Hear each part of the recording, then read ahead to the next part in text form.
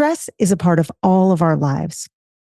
This episode has a little bit of information about the origins of stress and what happens in the body with stress, and a lot of information about how to manage stress, how to do it effectively, and how to do it not just on your own, but with other people. Now, for those of you who want even more information, we are inviting you to become members of our community, where you can go into our library and search up all of the information that we have about stress and the stress response, particularly during the tween and teen years, during puberty, but also for the years well beyond. And you can ask the Awkward Bot any question you have about stress, managing stress, talking to kids about stress, managing your own stress while talking to kids about stress. There's a whole world of information on lessawkward.com/community. Our guest on this episode is Dr. Jenny Taitz, and she has this mellifluous voice. You're going to feel calm just the second she starts speaking. Even though she's going to give all sorts of tools and strategies, you will immediately feel better. She's a clinical psychologist and assistant clinical professor in psychiatry at UCLA. She's board certified in cognitive behavioral therapy, CBT, and dialectical behavior therapy, DBT. And she writes for the New York Times and the Wall Street Journal. We adored having her on. We did not get to cover CBT and DBT in this episode, but we very much hope she will come back another time and talk to us about that. So take a deep breath, put on your quarter smile. You will understand what that means in a minute, and enjoy. Jenny, it is so great to have you on the podcast. Welcome. Thank you. I'm so happy to be here. Is it weird if I call you Jenny? Is it like assuming a familiarity that doesn't yet exist? I actually make all my clients call me Jenny. I feel like that is the way to go. Good.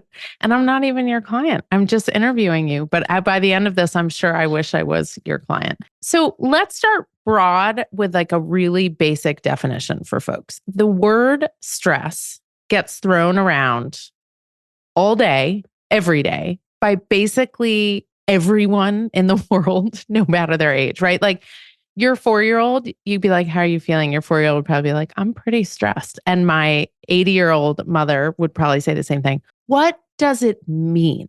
Like, how do we define it? And then let's move from there. Yeah. So stress is this mismatch between our resources, our bandwidth, and what we're facing. And so it's those moments when you're just thinking it's too much. I can't. It's like you can only do so much. It's like you're walking on the treadmill at too steep of an incline for too long and you're kind of can't manage it. But the thing that is so important to realize is our response can easily contribute to that.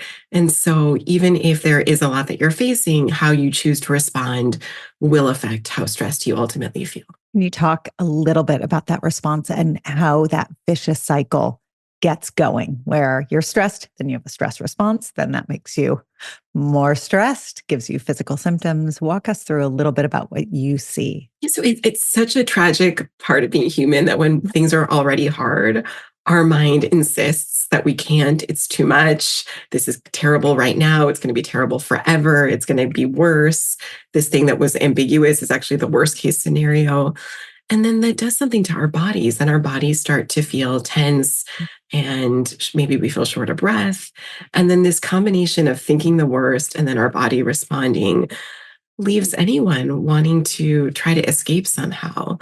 And so while it's so understandable that we put a premium on trying to quickly make things better, the things that we typically do, whether it's procrastinate, go on social media, send a mean text, have a drink, so many things, yell at our kids. There are so many things that we quickly do that are like high interest credit cards. We maybe feel like a little bit better for a second if we order Postmates when we have like a big pileup of things to do.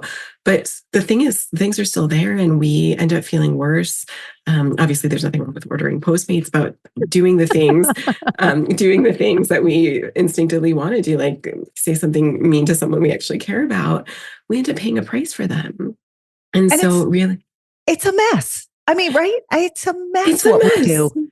It's a total mess. And like, I talk about this in my book, but like, I've done it. My husband, I mean, we all do this, but it's like, if we can look at it, it could kind of be a tragic comedy of sorts. And we can also feel really empowered that we can do things to intervene at every point. We could change our thinking, which is really within our reach.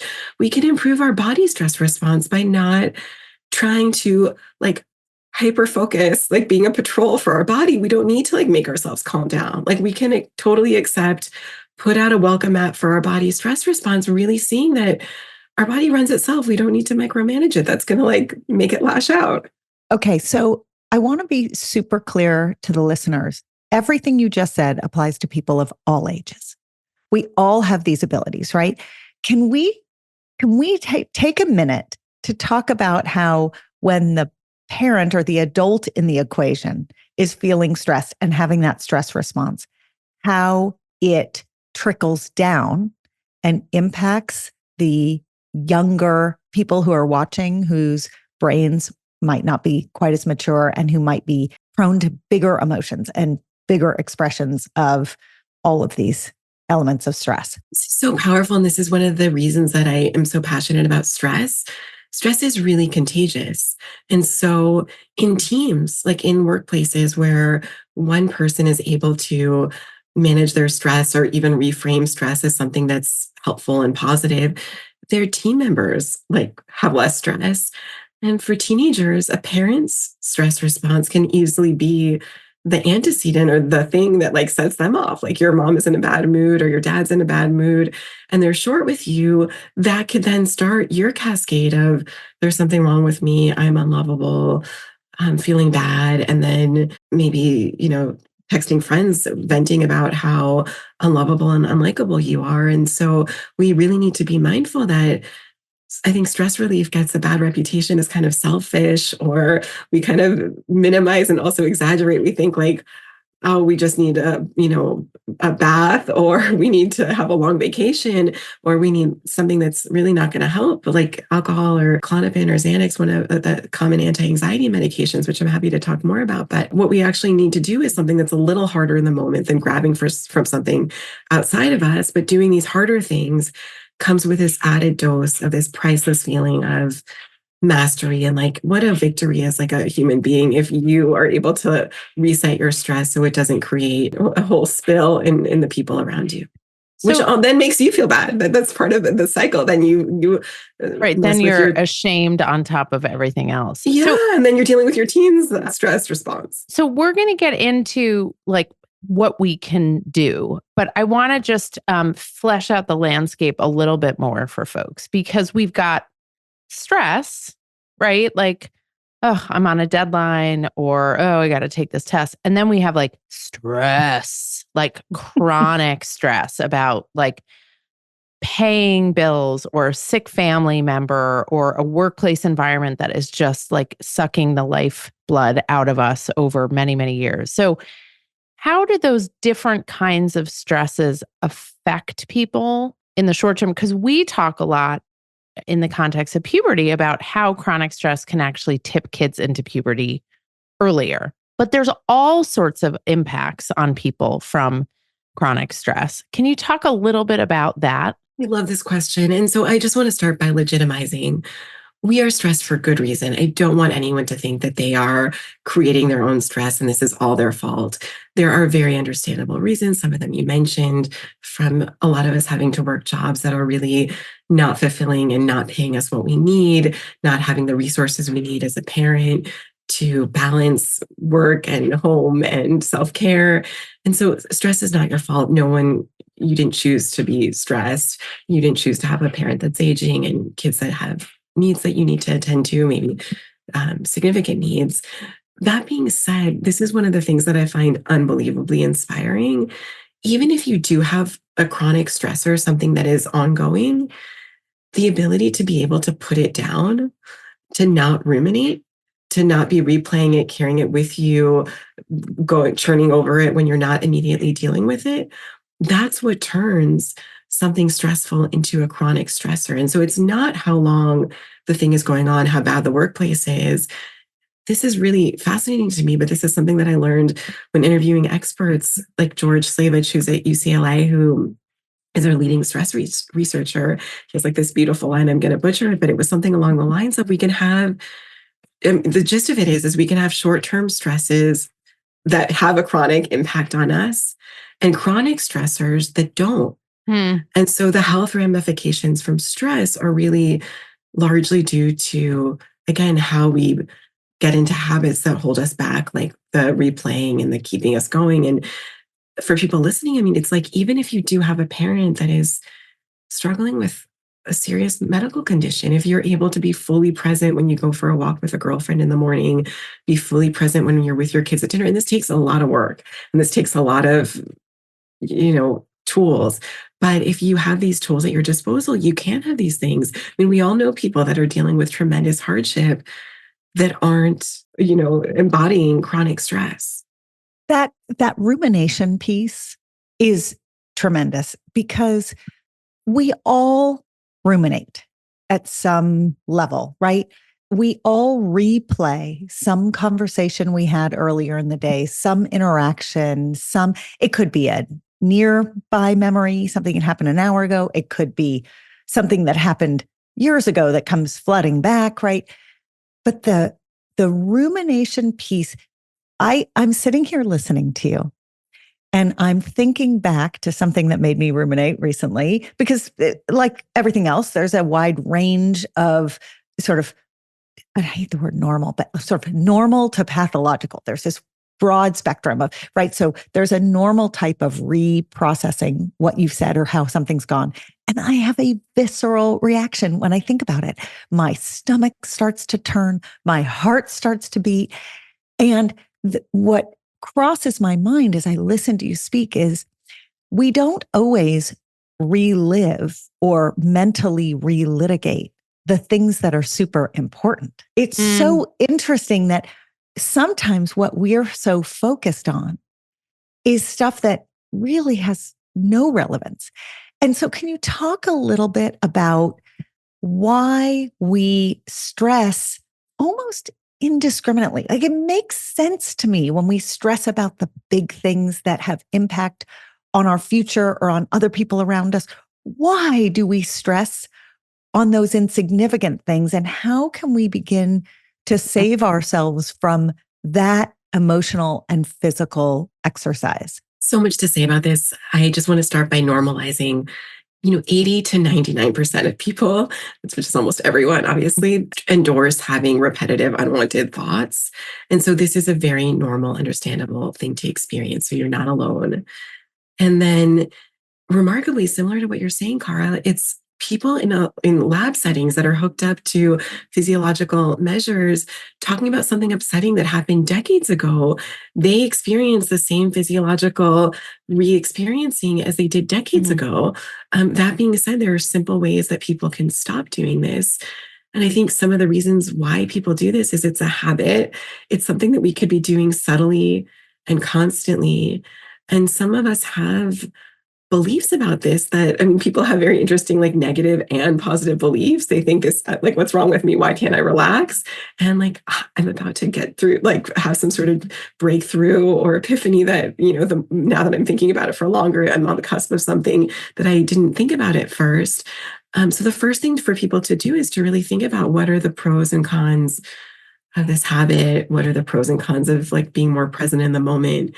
Certainly rumination is very, with adolescents and adults, both adolescents and adults, this is a habit that does predict struggling with depression. And I think a lot of people think these days that talking and texting is a way to like get social support, but we could easily be co-ruminating or ruminating in the company of other people, which is also contagious.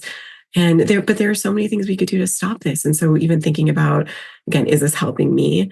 Doing something different. If there was something that really upset you, rather than just like letting this play like a news ticker in the back of your mind, what about going deeper, sitting, doing expressive writing about something, going into your deepest feelings about it for 20 minutes over several days? Researchers have found, looking at college students, that people that practice expressive writing significantly reduce their rumination and risk of depression months later. Hmm. 3 days, 6 months later, their depression is reduced. The expressive writing is good for legitimate things that we need to process.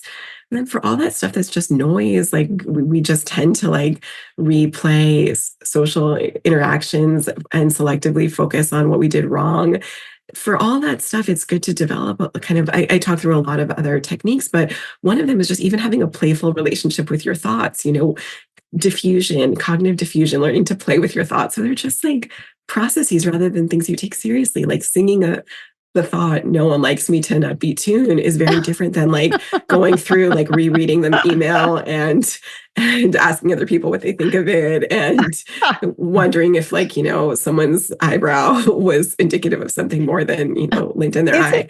Is it fair for us our favorite piece of advice is to take the do-over, right? You mess it up with your kid, you take the do-over. Is it fair to say that is a strategy when the rumination has to do with how you've handled something with a kid in your life? You can solve it by handling it differently and going to them and saying, right? I mean, I feel like that's a implementable technique that stops this specific little piece. I love that. And that's a huge part of this. One of the best things is problem solving, swapping unproductive loops with productive ones. And so, and I think it's also really important if we notice this in ourselves and we suspect our adolescent might be doing this, to talk to them about this and to be curious about it. And there's this little dance you could do between validating emotions and then also helping pivot into problem solving. Yeah. So Jenny, you talk about, I love this, right? About making friends with stress. And it's like it's such like a fun way to think. I mean, it's like you're encouraging us to play with something that feels not playful, just in that very framing of it. One of the things we think a lot about is how do we say things to adolescents in a way that they can hear it? Like we know, I mean, not necessarily in this case, that's why you're here, because you're going to tell us how to do it. But like we know our teen who's flipping out needs to breathe, right? Deep breaths. Great. So important. Except if you say to a 14-year-old, take a deep breath, they're going to like send daggers from their eyeballs right into you. Right. So you're like, okay, let's come up with some other things. So when we think about reframing stress for a deeply cynical tween or teen, how do we help them do that? What is some of the language you like to use that, for a super open-minded, evolved adult, they'd be like, great, Jenny, I'm so up for that beautiful phrasing. But for a kid, they'd be like, oh my God. So give us some framing for that. So interestingly enough, a lot of the research on creating healthier mindsets around stress is actually done with adolescents and college age students. And so one of the powerful ways that people do this, and it's harder, I just want to acknowledge that as a parent, people are less likely to listen to you than if you go into a lecture hall and you watch inspiring videos. And so this isn't your fault if you haven't quite mastered this piece, but people that are exposed to a 30-minute training that just normalizes, like, you are not alone. Everyone here feels stressed. That is a normal response. People are capable of growing and doing hard things. That's just how we work. We're capable of growth, especially with the right supports. And then on top of that, our body is serving us. And so people taught going into the GREs, the entrance exam for graduate school, hey, if you're having knots in your stomach, that's actually a sign that you're doing well. Those people actually do better. So this combination of like, life can be hard. You can do hard things, especially with the right supports, and your body is helping you. This training, this 30-minute training actually correlates. So studies by David Yeager at the University of Texas in Austin, where he did this intervention, he found that people exposed to this intervention, this 30-minute training, normalizing stress, relaying this message to other people, that these people actually had reduced cortisol, physiological measures of stress, and also this intervention narrowed achievement gaps. And so this correlated with long-term performance. And so I think when our kid is really experiencing intense emotions, that's not the best teaching moment, but just as an overall sort of embodiment to kind of communicate all the time, like, we do hard things. It's okay for us to feel this way. We can lean on, we need to model rather than just tell. Right. And the mix of us modeling getting them in a time where they're ready to listen. And then in a really challenging moment when there's daggers in their eyes, if we can start with validating, I know this is really hard. This moment is really hard. And it feels like everything is like terrible. I hear you. Would it be okay if we went on a walk and tried to like find like 5 cute dogs on the walk and then come back and revisit this? I mean, maybe there's something you could do that's less lecture mode and more experiential. Right. You talk in the book about 3 different kinds of responses to stress. And I want to get into that because I think it's really helpful for people caring for kids. Interject with a story to make you both laugh before we go to those 3? See, I told you that we were going to interrupt each other. I know. I do this, and we're recording. You know what we're going to do? We're going to afternoon. get you a Post-it note and a pen, and you can write down the story that you want to tell, and then you'll remember. Here's why I'm throwing it in. I'm throwing it in because it's going to make all the parents who are listening feel better about Jenny's comment that they won't listen to you if you're the parent. I just want to throw in one quick validating story. My kids so much don't listen to what I have to say, despite what I do for a living, that now here's how I handle things in my house. And this works. I say to my kids, they'll ask me like, here's one recent example. Why do I have pimples right next to my mouth, between my mouth and my chin? I know the answer to this, but they don't listen to my answer. So what I say now is, I just looked it up. And you know what I found? And this is true. And then I say what I know. And they're like, okay, you looked it up. I'll take that. And then they leave. And it's so funny because if it's coming from my lived knowledge and experience, doesn't land with them. And so just to your point, it can be really hard for the caretaking adults to be voices of expertise, even when this is they're not just their knowledge base, like they know what they're talking about. They've been there, they've done that. Okay, Vanessa, you go. Pick up the ball with the 3. Okay. So I hope everyone feels reassured that no one's children are listening to anyone's parents, right? So we're going to do like a recipe swap, but instead it's like an advice swap. Exactly. We'll just do like you said it, Vanessa. And then I said it. I mean, usually that's like, that usually has to do like snacks or like food. I made Cara buy Takis for her kids, and they were like, "What is happening here?" Who stole my mother and replaced her? Yes. Yeah, I know. They're like, "What happened?" Okay, so you talk about 3 responses, 3 buckets of responses to stress, and I think this is like an amazing way for us to move into the like application side of this conversation. So there are thoughts, there are physical sensations, and then there are behaviors.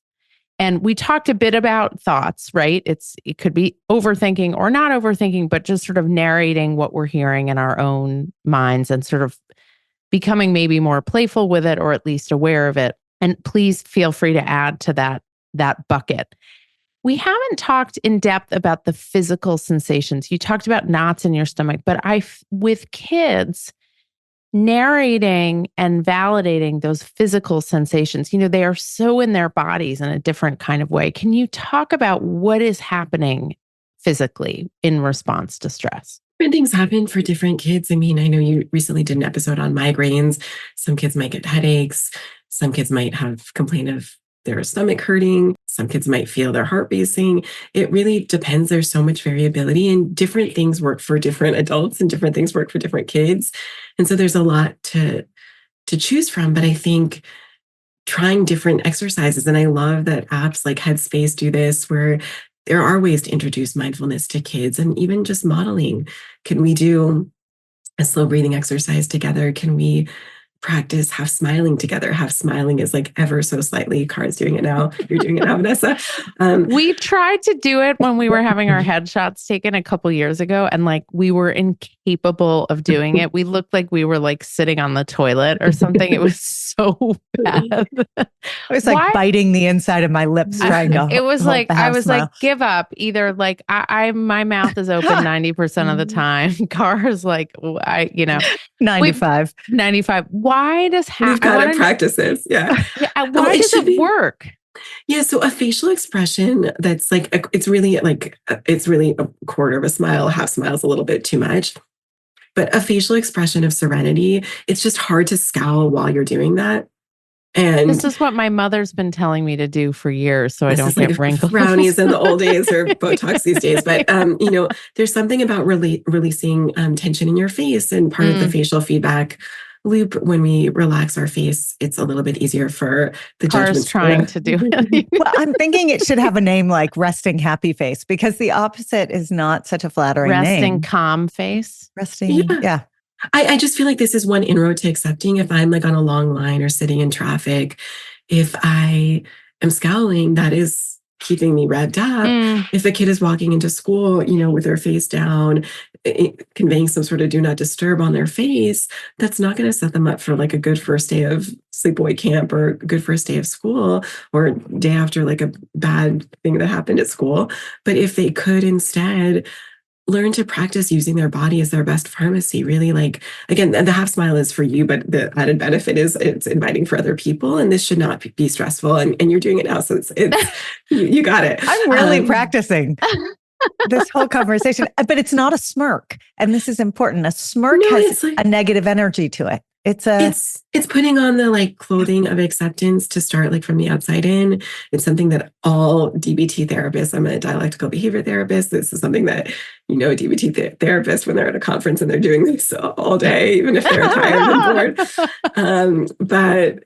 But yeah, it's just a powerful inroad. So there's so much, we could do with our breath, we could do with our bodies. Kids that complain that they can't fall asleep. I'm doing all these things with my kids, body scans designed for kids. I really love so many things. Yes, slow breathing apps with metronome, so it's guided. Just learning about how we have a lot of power to change things up. Even if your kid's more restless, like doing a couple minutes of like, you don't want to do your homework, let's do like, how many jumping jacks can we do before we sit down? When my daughter was younger, she had so much energy at the end of the day that I bought one of those mini trampolines. And every pediatrician's worst nightmare. Go on. Well, we don't have like a big trampoline, just like a little tiny one with she could put her hands on it. Oh, there's a safety bar? Oh, yeah, there's a little safety bar. Come on, Cara, you know me well enough. I'm not going to Safety first. It is true. It's not mayhem at your house. And she would just like go get her wiggles out and then, come back and be able to focus. Okay. So there's not universal, there's a stable of physical responses, but they're not necessarily universal, and different people have different responses and have different ways of managing those. And you have lots of stuff in the book and lots of guidance. And I feel like this is the kind of thing where people like know what they're supposed to do, but they just like don't want to do it, or they're skeptical, or they won't make time for it. Make the case to our listeners about like how just a little bit can go a long way. This is so important. I think parents need to help kids start to tune into their innate resilience. And I think it's very tempting to say something like, lie down, here's a Tylenol, or grossly minimize, like, you're fine. And I think instead to get kind of curious and not seem stressed by your child's stress response, but really hopeful about, oh my gosh, that sounds really hard. I wonder if we could do a few things to make things a little bit better, and model them. This is what I do when I feel that way. Let's try it together. But I think the more we can normalize and not pathologize and try a whole host of things that rely on ourselves rather than things outside of ourselves, the more we continue to convey that stress is okay, and it's very malleable and something we can tweak.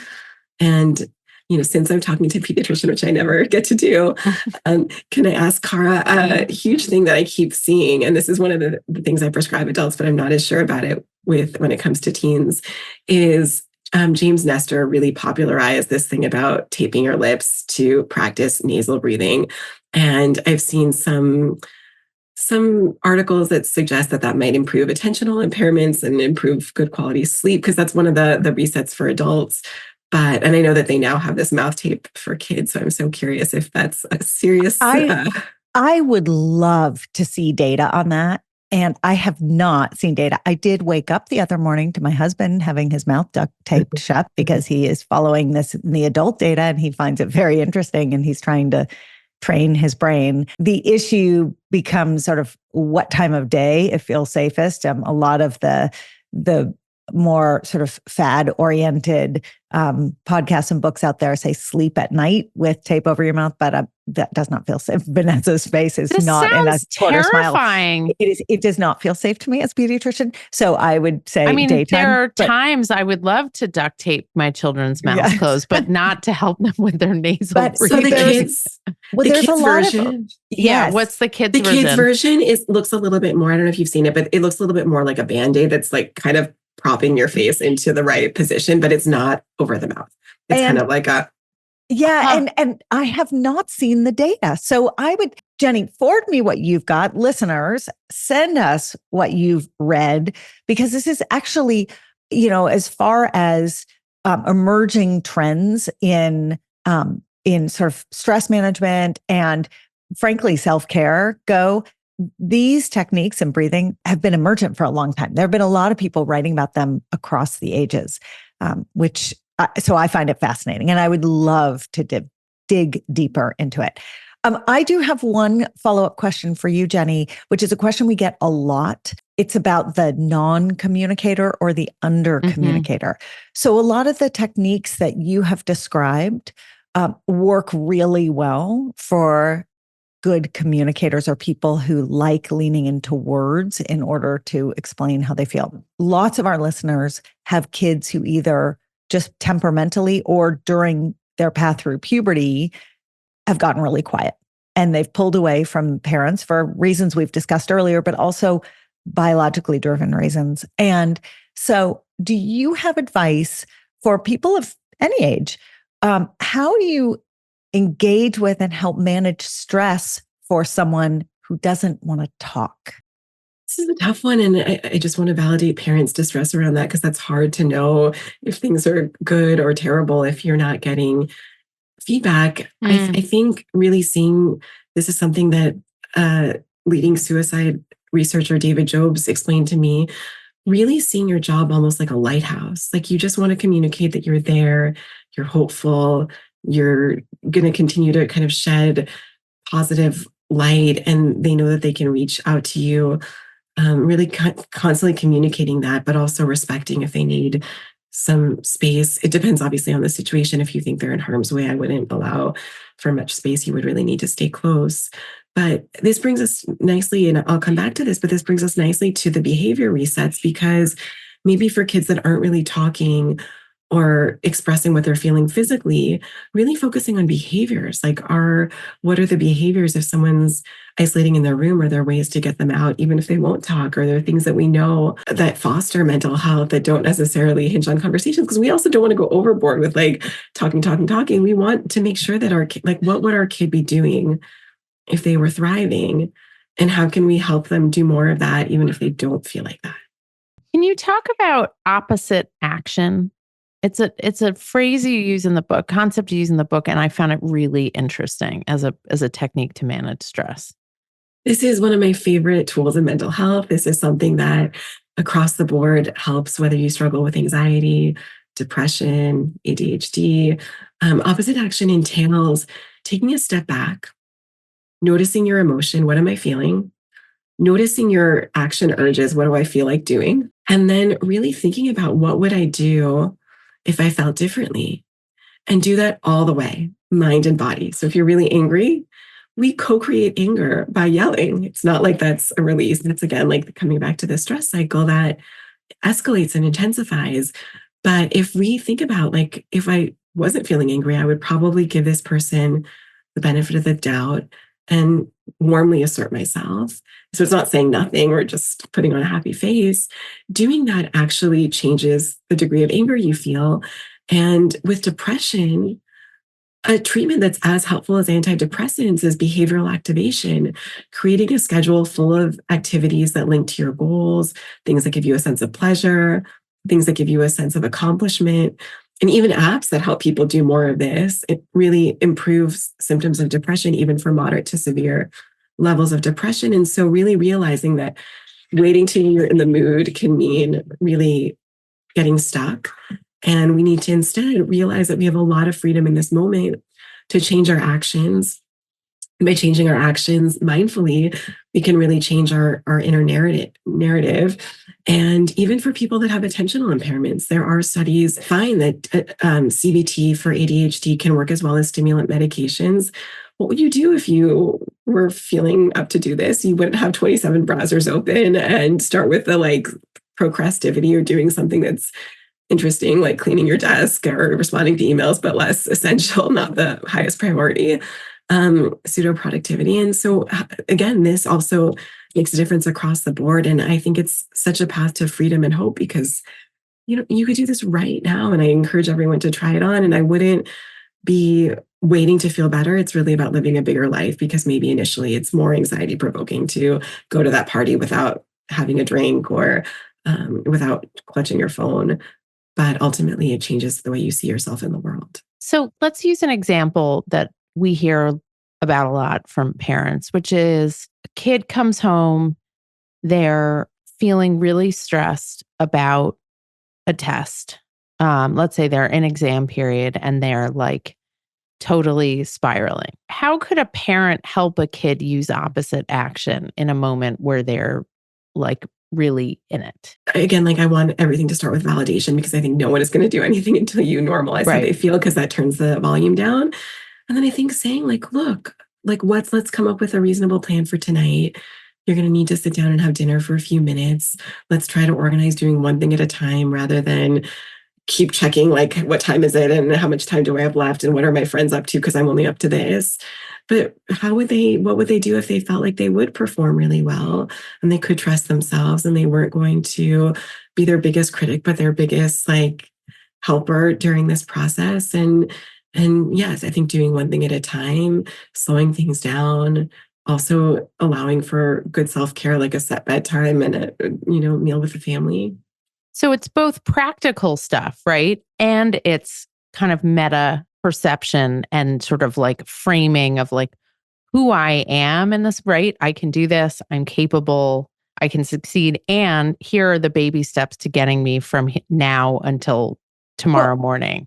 And it relies upon going in the opposite direction of what you're instinctively doing, right? Vanessa, so you've got a kid who's laying out for you the 500 things they need to get done in the next 3 hours.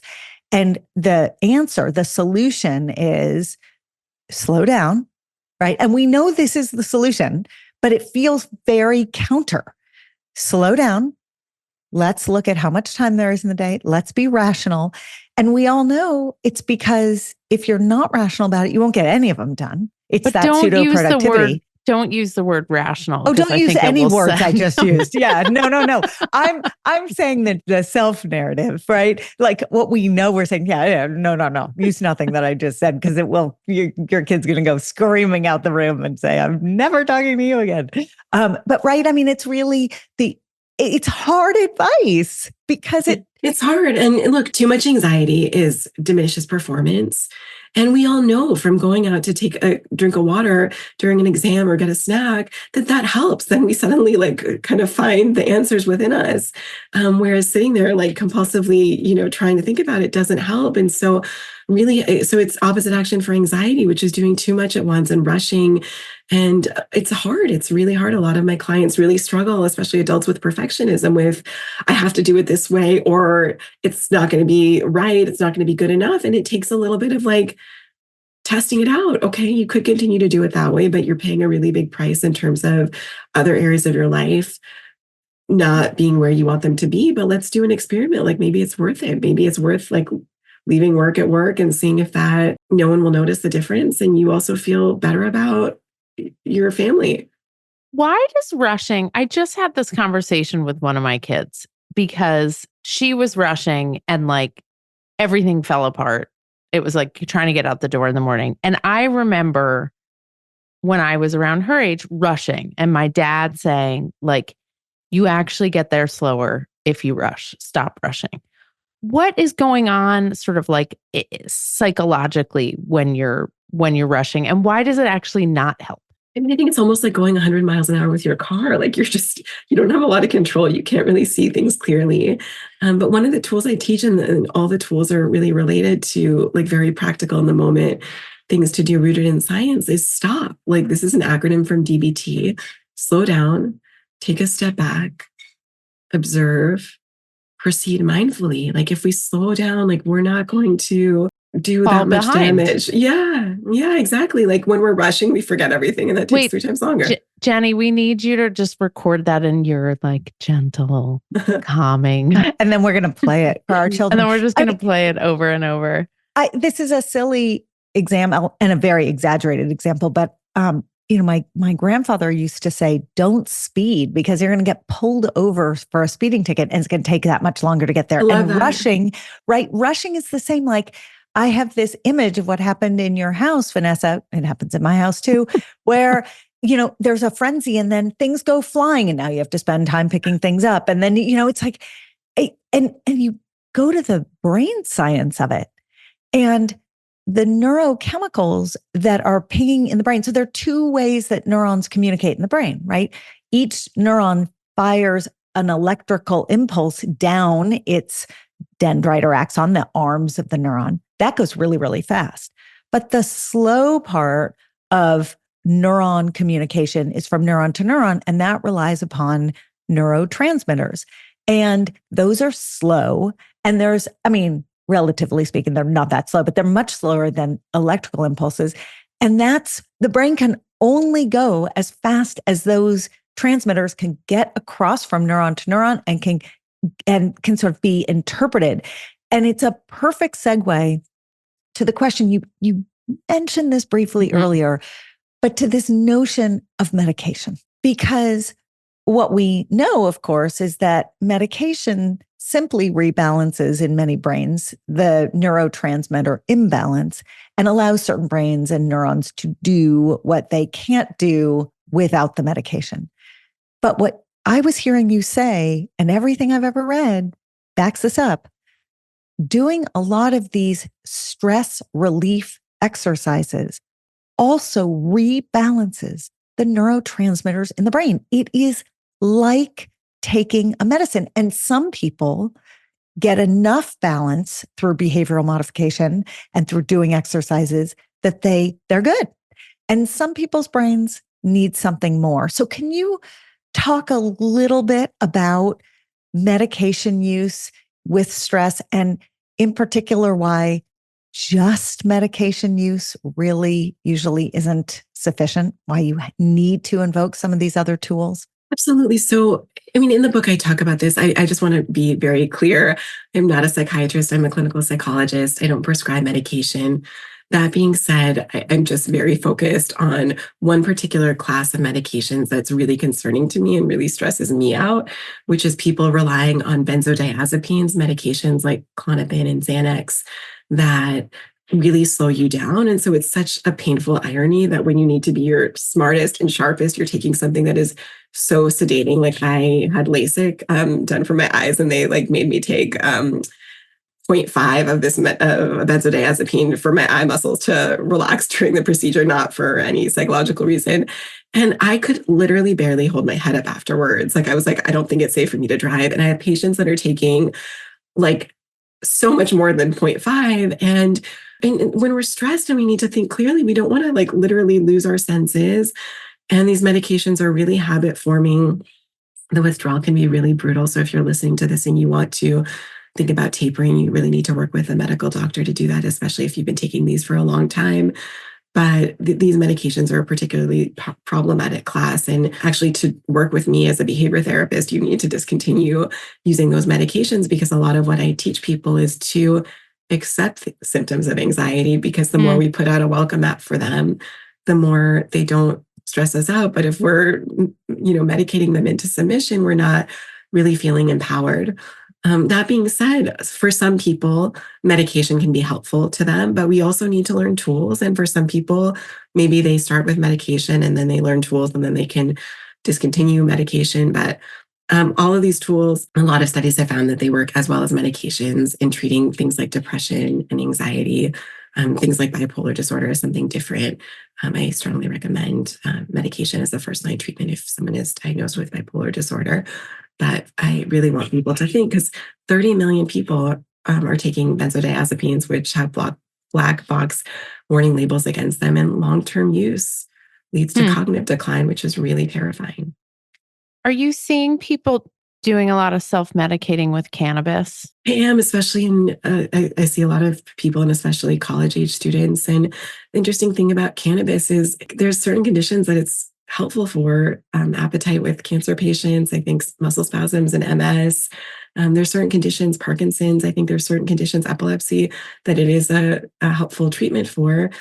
But it is not a gold standard treatment for anxiety. And one of the things that like every client I see wants is motivation. Like if there was a pill to give them motivation, that's what they want. And cannabis causes amotivation, lack of motivation. And so it's like, Right.